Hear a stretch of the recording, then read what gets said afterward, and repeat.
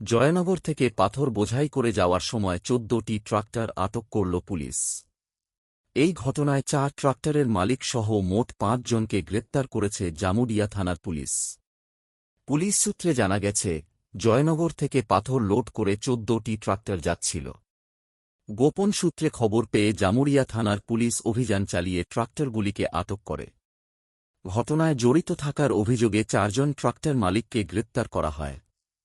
জানা গেছে, কয়লা কারবারি বিকাশ গড়াই এই বেআইনি কাজের মূলচক্রী বা মাস্টারমাইন্ড।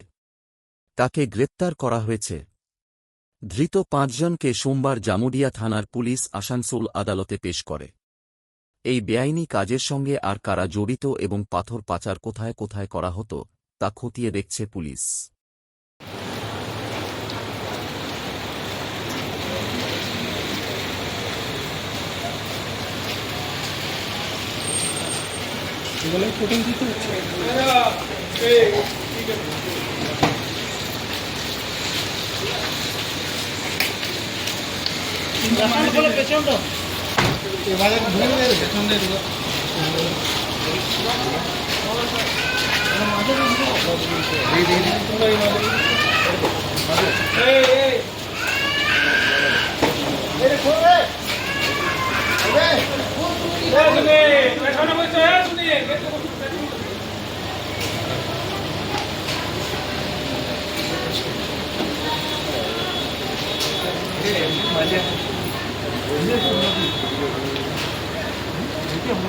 हाँ